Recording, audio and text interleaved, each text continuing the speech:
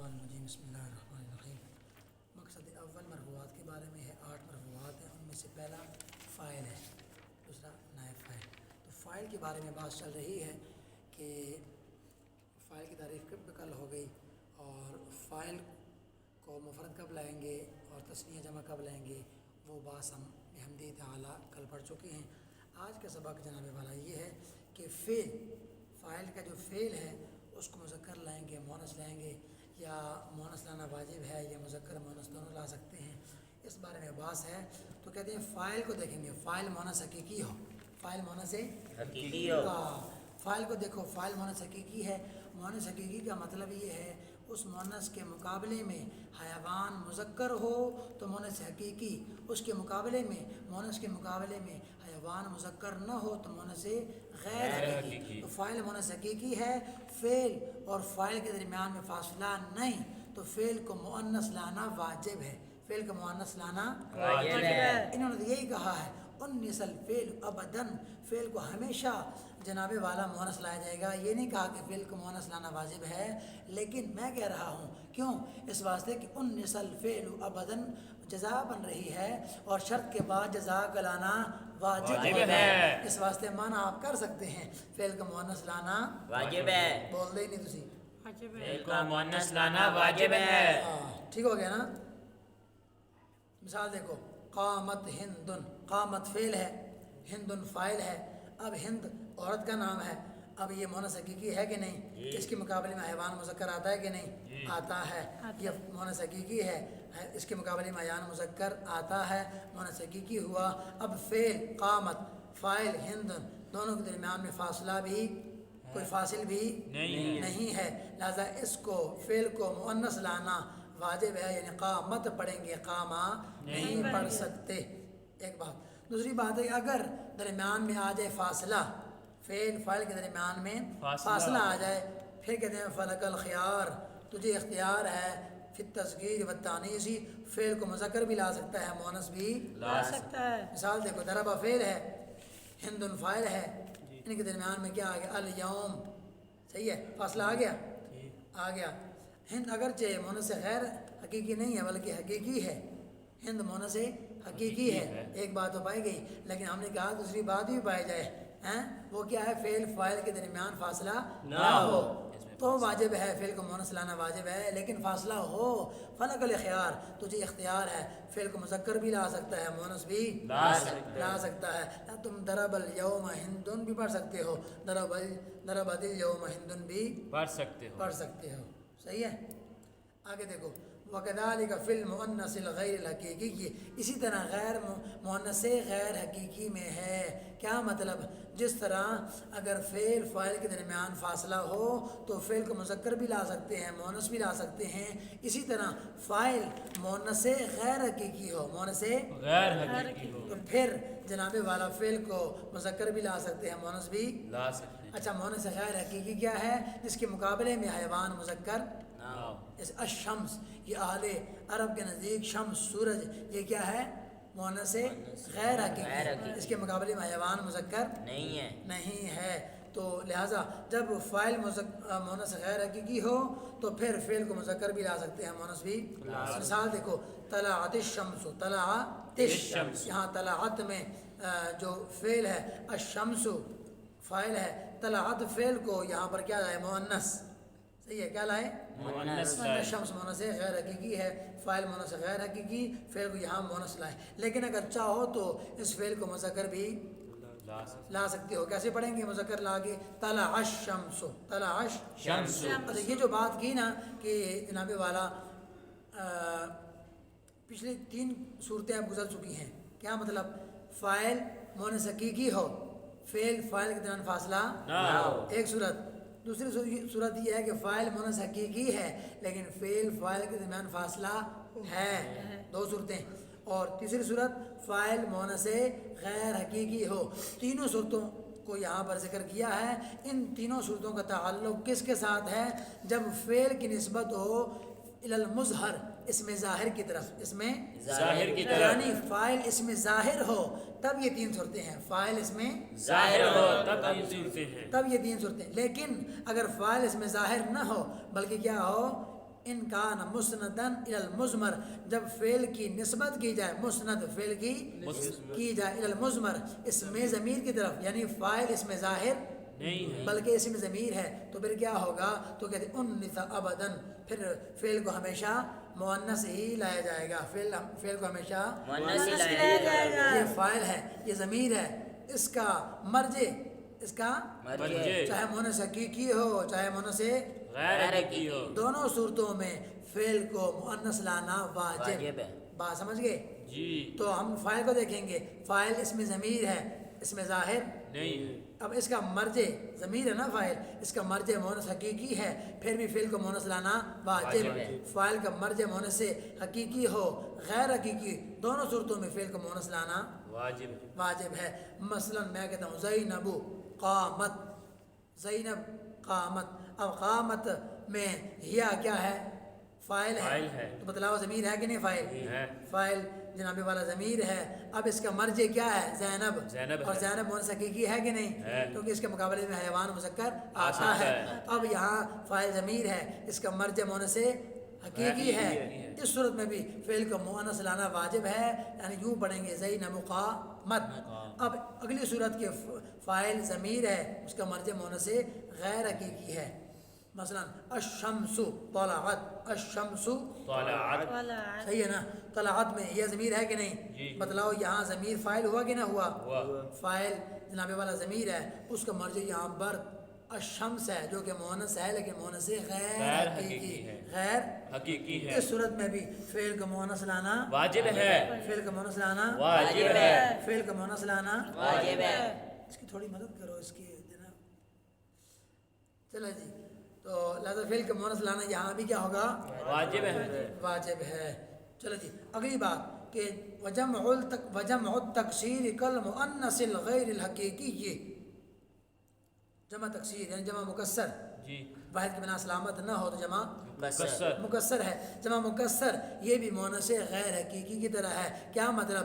مؤنث غیر حقیقی میں جناب والا فعل کو مذکر بھی لا سکتے ہیں، مؤنث بھی لا سکتے ہیں، لیکن جناب والا جو جمع مکسر ہے اس میں بھی اسی طرح ہوگا، فعل کا مذکر اور مؤنث لا سکتے ہیں، دونوں لا سکتے ہیں۔ جیسے الرجال، یہ جمع مکسر ہے کہ نہیں؟ جی، مکسر ہے نا، کیونکہ واحد کی بنا سلامت نہیں، رجل سے رجال ہوا کہ نہیں؟ جی، وہ واحد کی بنا جو رجل تھا وہ رجال میں باقی ہے نہیں، واحد کی بنیاد بنا سلامت نہ ہو تو جناب والا کہ وہاں پر فعل کو مذکر بھی لا سکتے ہیں، مؤنث بھی، لا سکتے کیونکہ اس کا فاعل کیا ہے؟ جمع مکسر۔ تو خلاصہ یہ ہے فاعل جمع مکسر ہو پھر بھی فعل کو مذکر بھی لا سکتے ہیں، مؤنث بھی لا سکتے ہیں، اختیار ہے۔ لہذا فعل کو مذکر کی مثال کیا ہے؟ قام الرجال، الرجال فاعل ہے، اس کے فعل کو دیکھو یہاں پر کیا آیا؟ مذکر آیا ہے، صحیح ہے۔ فَإِن شِئْتَ، اگر تو چاہے تو قلتا، تو یوں کہے گا قامت الرجال، الرجال فاعل ہے، بولو الرجال فاعل ہے نا، اور جمع مکسر ہے، جمع مکسر فاعل آ جائے تو فعل کو مذکر بھی مؤنث بھی، مذکر کی مثال ہو گئی۔ اور قامت یہاں پر فعل کی مؤنث لانے کی مثال ہے کہ یہاں فعل کو مؤنث لایا گیا ہے، بات سمجھ رہے ہیں؟ جی،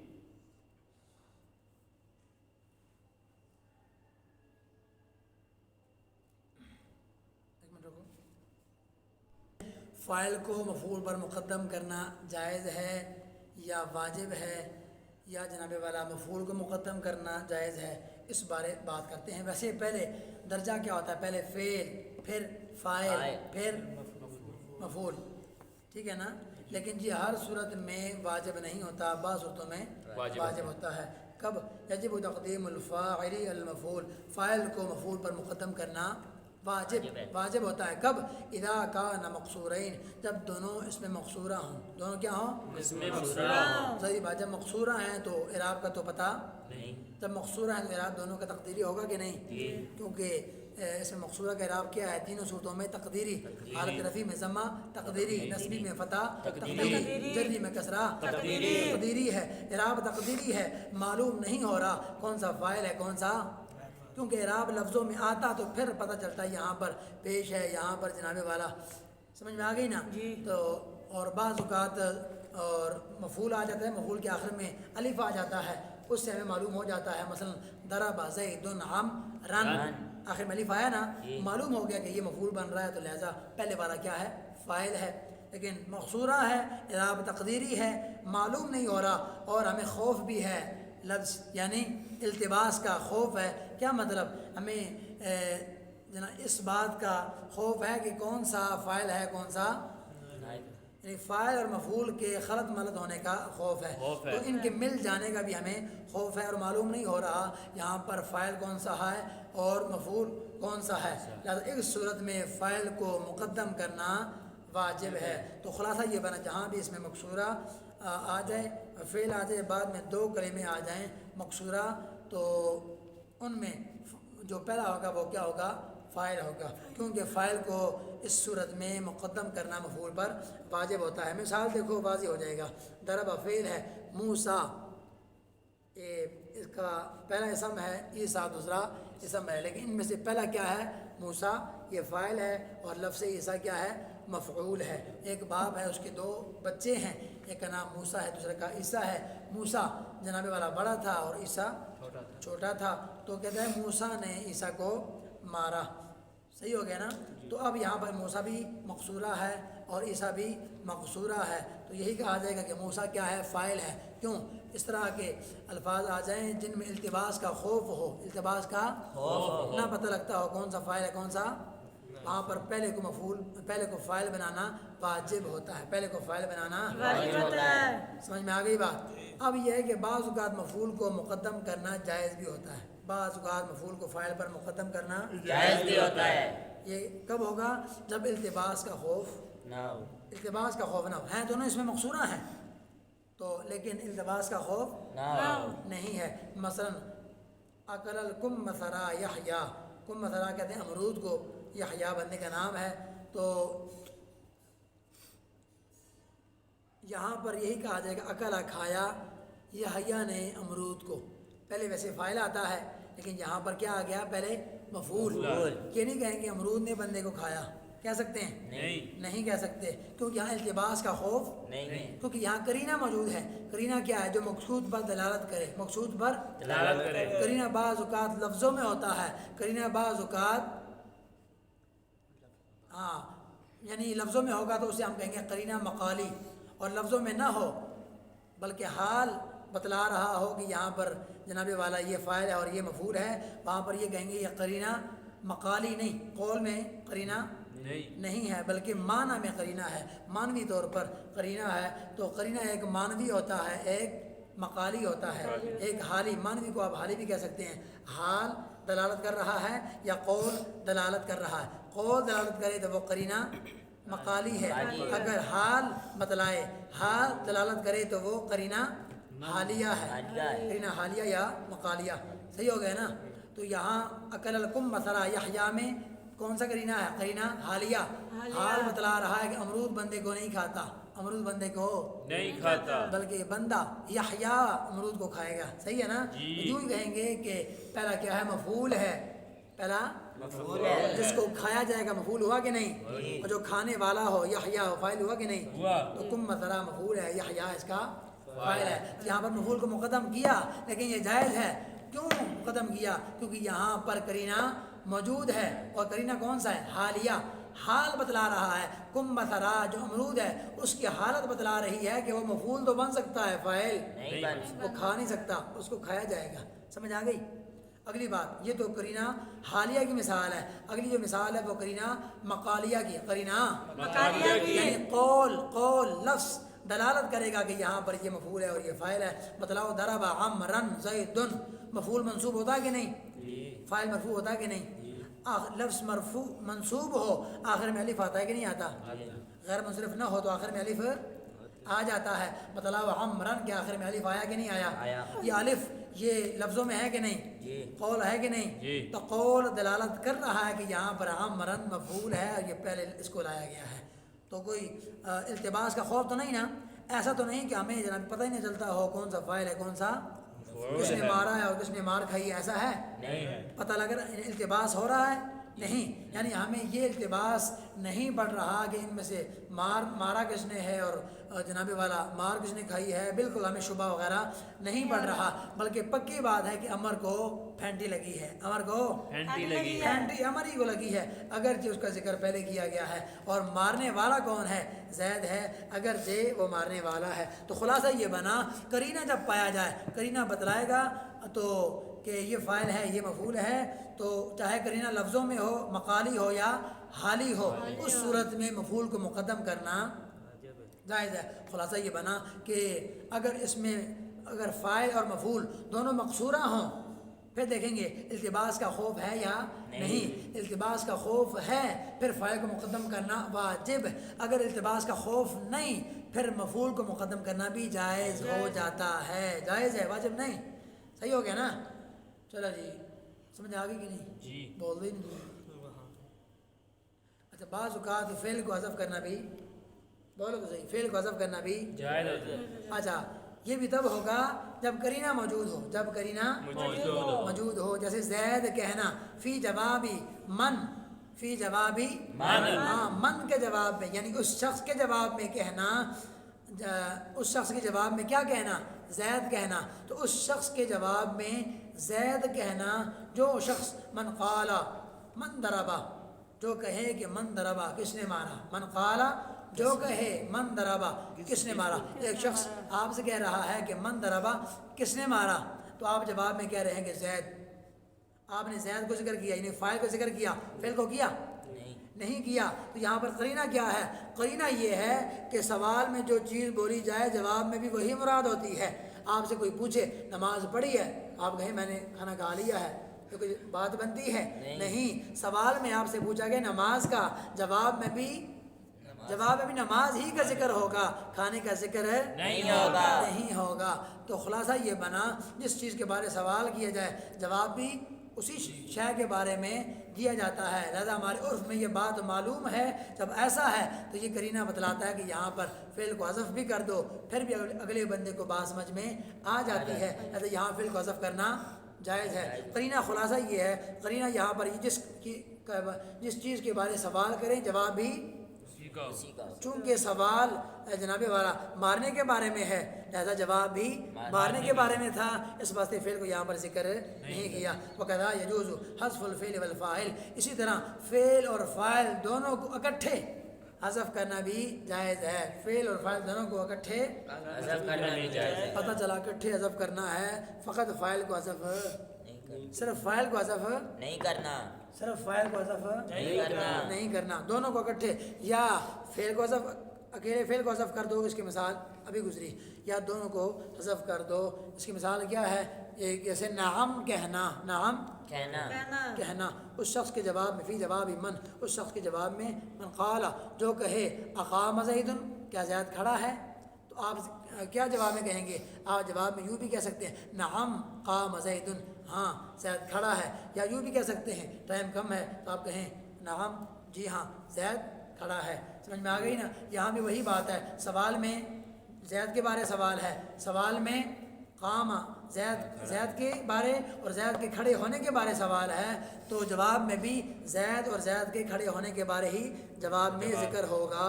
تو جب یہ قرینہ یہاں موجود ہے، یہاں پر فعل فاعل دونوں کو معاً اکٹھے حذف کر دیں تو یہ بالکل جائز ہوگا۔ سمجھ میں آ گئی نا بات؟ بول دیں نہیں تھی؟ اور کہتے ہیں بعض اوقات فاعل کو حذف کر دیا جاتا ہے، وَيُقَامُ مَفْعُولُ مَقَامَهُ، اور مفعول کو فاعل کے قائم مقام رکھا جاتا ہے، فاعل کو حذف اور مفعول کو فاعل کے قائم مقام رکھا جاتا ہے۔ یاد رکھو مفعول کو فاعل کے قائم مقام رکھا ہے، لیکن یہ اعراب میں رکھا ہے، اعراب میں رکھا ہے، سمجھ میں آ گئی نا؟